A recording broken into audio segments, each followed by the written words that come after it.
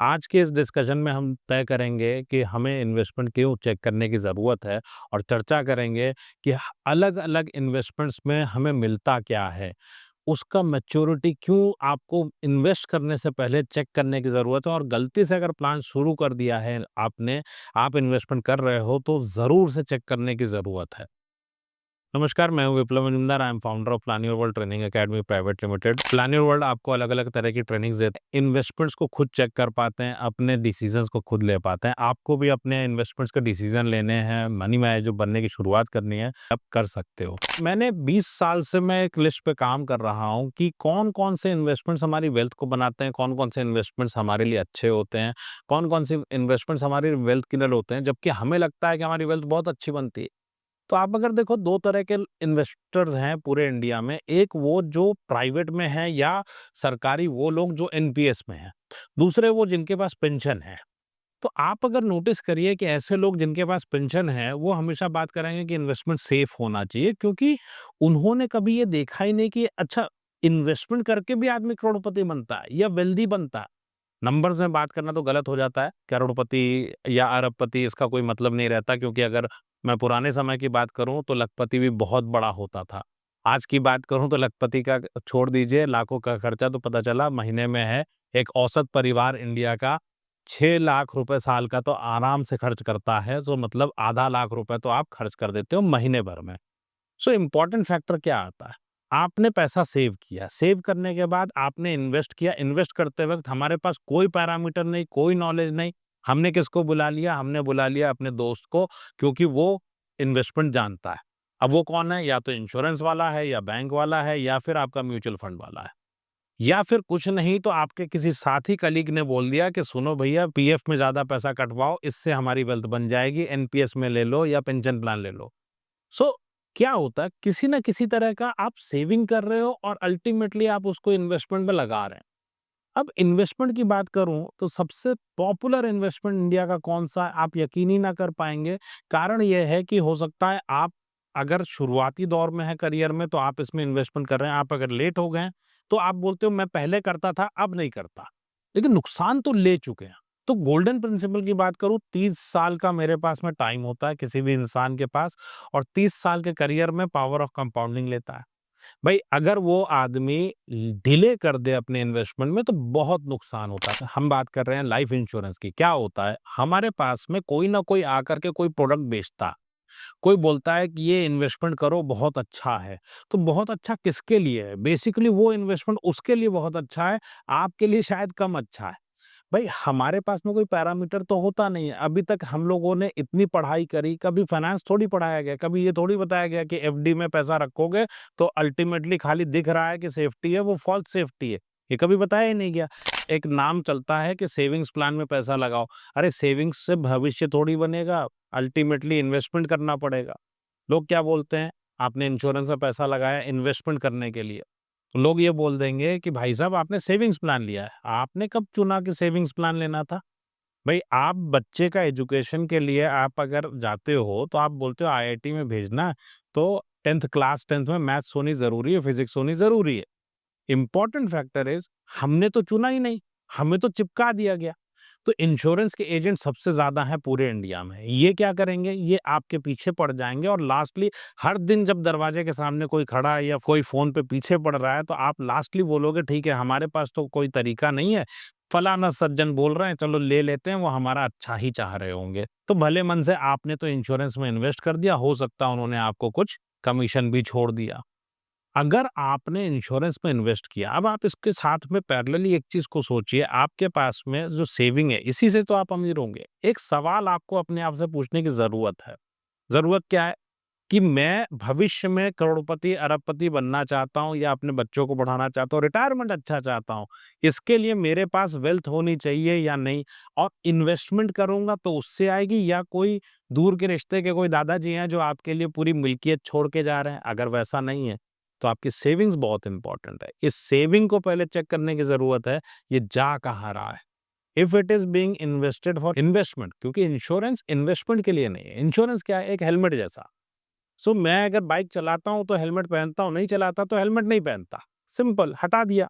तो जितने साल का आपके पास में रिस्क दिखता है, उतने साल का इंश्योरेंस चाहिए। क्या मतलब है? एक व्यक्ति 60 की उम्र तक वेल्थ बना लेगा, रिटायर हो जाएगा। अरे तो मैंने 60 तक, जब तक मेरे ऊपर रिस्क है मैंने इंश्योरेंस रखा, खत्म। उसके बाद इंश्योरेंस की ज़रूरत नहीं है। अगर आप इन्वेस्टमेंट मानते हैं इंश्योरेंस में, तो कहीं न कहीं बहुत बड़ी गलती हो रही है और अपने आप से धोखा हो रहा है। कारण क्या? आप चाह क्या रहे थे? उसी पैसे से जो मैच्योरिटी आएगी, उससे बच्चों को पढ़ाना। अब आप सोचो, 5% आपको अगर मिल रहा है इंश्योरेंस प्लान से और महँगाई 7% की है, कॉलेज की फीस जिसमें बच्चों को भेजना है वो 10% पे है, तो कैसे गोल्स पूरे होंगे?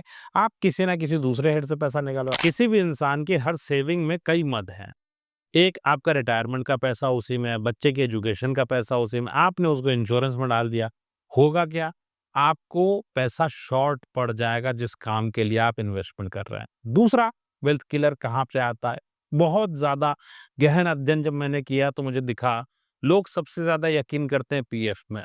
आप पूरी ज़िंदगी पैसा लगाओगे, 30 साल में इट क्रिएट्स 27% वेल्थ ओनली।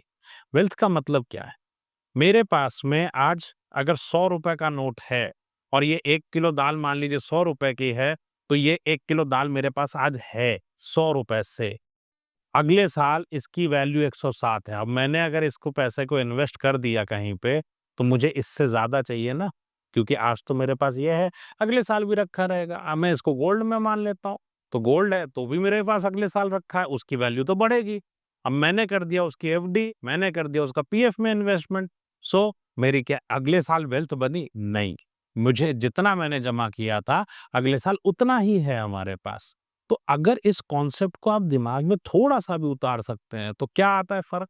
आपको नज़र आएगा 30 साल तक पैसा रखने के बाद भी आदमी अमीर नहीं हो सकता। अपना जो जमा किया लगभग उतनी ही पूँजी 27% होता क्या है? 27% की ग्रोथ के साथ अगर आप अपनी वेल्थ निकाल रहे हो 30 इयर्स में, तो क्या अगले जन्म में अमीर होंगे?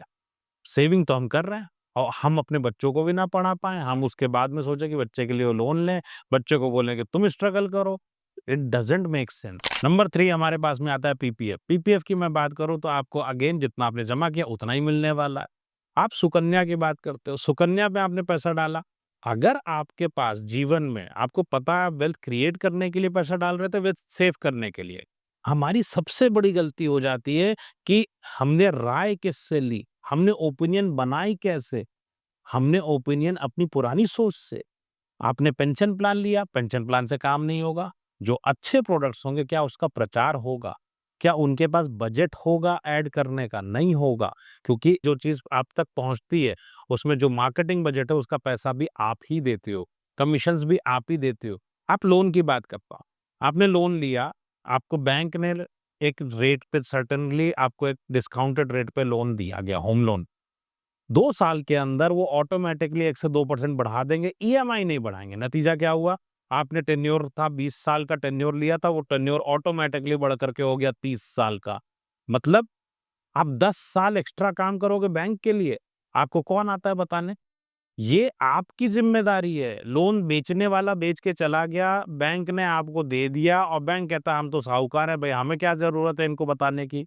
सो आपका लोन रिवाइज़ हो सकता है, लोन का रेट रिवाइज़ हो सकता है, ज़िम्मेदारी किसकी है?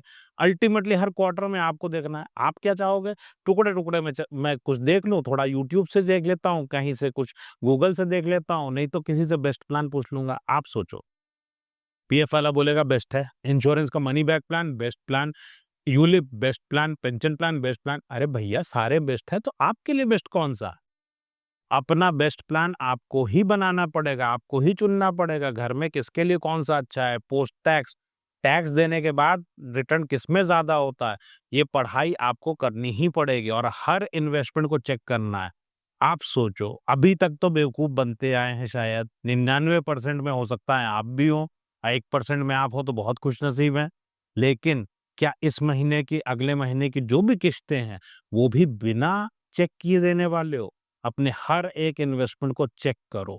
तो जितने भी तरह के इन्वेस्टमेंट आप कर रहे हो, आप म्यूचुअल फंड में इन्वेस्टमेंट कर रहे हैं, क्या आप डायरेक्ट में कर रहे हो या रेगुलर में? भई अल्टीमेटली अगर आप कमीशन दे रहे हो, आप सोचो आप क्या उस एडवाइज़र हैं कि सेल्समैन हैं? अगर 20 साल का आपका इन्वेस्टमेंट एसआईपी का बना दिया, इसका मतलब तो पक्का एडवाइज़र नहीं है। कारण क्या है?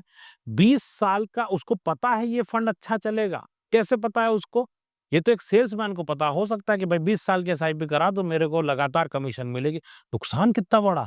आपको लगता होगा इंश्योरेंस की तरह इसको पहले साल मिल गया, दूसरे साल मिल गया, नहीं। म्यूचुअल फंड वाले को पूरी ज़िंदगी मिलना है, जो फंड वैल्यू उस पे, जो इन्वेस्टमेंट किया है इसके ऊपर नहीं। सो इम्पोर्टेंट फैक्टर आपके लिए क्या हो जाता है, आपने सेविंग तो कर लिया, 50% काम हुआ, लेकिन जितने इन्वेस्टमेंट आपके पास में है, सब में कुछ ना कुछ गड़बड़ी हो सकती है बिकॉज़ आपने डिसाइड नहीं किया। भाई अमीर बनने में आपको इंटरेस्ट था, किसी और को था क्या? कोई दूसरा आपको अमीर बनाएगा? नहीं। बेसिक फाइनेंशियल ट्रेनिंग चाहिए ही चाहिए। इन योर वर्ल्ड जो ट्रेनिंग आती है, इस तरह की ट्रेनिंग चाहिए या फिर ऐसी ही ट्रेनिंग कहीं और से कर लो। लेकिन you need to develop your money IQ. Ultimately आपका जो डिसीजन आपने अगर 1 लाख रुपए का इन्वेस्टमेंट किया, कितने का नुकसान हुआ? आपने कम से कम अपना 50 लाख का नुकसान किया। अगर आपका साल का आप 1 लाख रुपए इंश्योरेंस प्रीमियम दे रहे हो, तो 60 की उम्र में 30 से लेके 60 तक में 50 लाख का नुकसान कम से कम। अगर आप म्यूचुअल फंड में एसआईपी कर रहे हो, म्यूचुअल फंड में डायरेक्ट प्लान नहीं है आपके पास, आप मनी मैनेजमेंट नहीं जानते हो, तो कम से कम 50 लाख से 2 करोड़ का नुकसान आप करने वाले हो। You can do it with the financial education. दूसरों के हाथों में अपना पैसा देने के बजाय खुद मैनेज करना शुरू करो।